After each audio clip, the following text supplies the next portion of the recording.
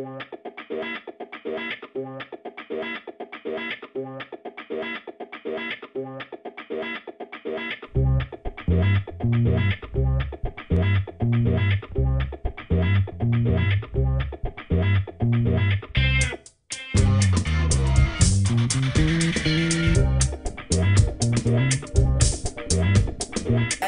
approchez, approchez!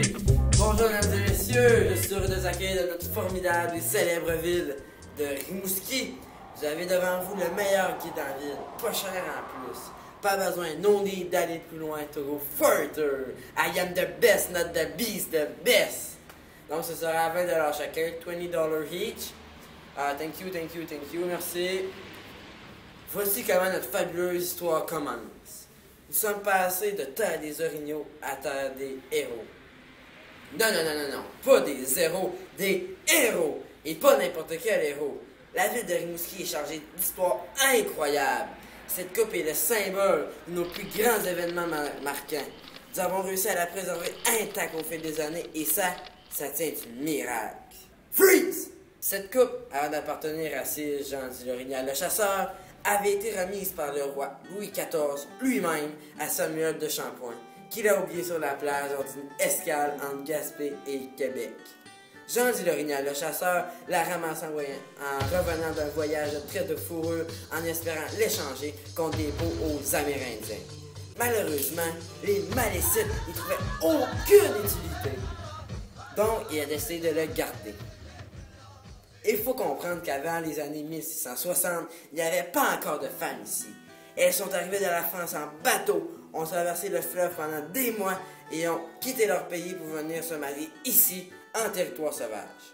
Quand elles arrivaient, elles avaient une seule semaine, pour se marier et n'avaient droit qu'à un seul refus.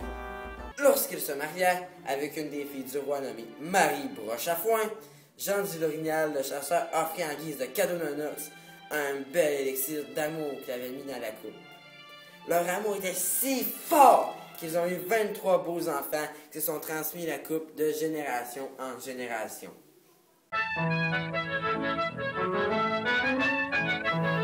Comme partout ailleurs, Rimouski a vécu une grande crise économique. Les gens n'avaient plus rien pour eux et avaient de la difficulté à manger. La famille et le chasseur n'avaient aucun bien, mis à part la précieuse coupe. Plusieurs fois, ils ont envisagé de la vendre en échange de nourriture, mais pour Marie-Jeanne le chasseur, elle aimait mieux jeûner que de se débarrasser de ce grand trésor familial. 1, 2, 3 o'clock, 4 o'clock, rock.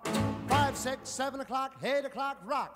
9, 10, 11, Dans les années 50, l'économie reprend du poil d'orignal et les commerces fleurissent dans la ville de Rimouski. La descendance de Le Chasseur ouvre un grand restaurant familial où les jeunes de l'époque écoutent du rock et mangent des oignons français en se regardant dans le blanc des yeux.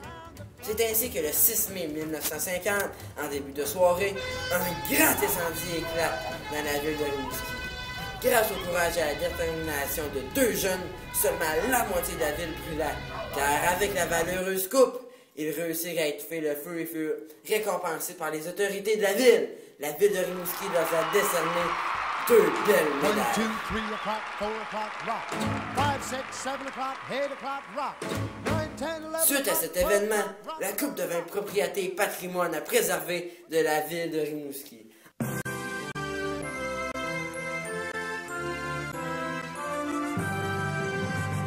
En 2004, on a pris la coupe à Sidney Crosby pour souligner sa grande victoire. Il put savourer son Gatorade avec fierté. On offrit ensuite la coupe à l'Océanique de Rimouski. Oh my god! Dolorama? Merci, c'était l'histoire de Rimouski.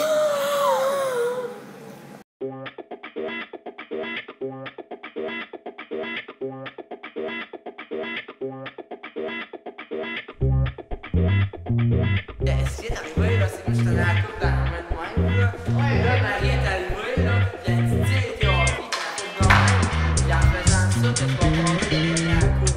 T'as ça ma caméra, là?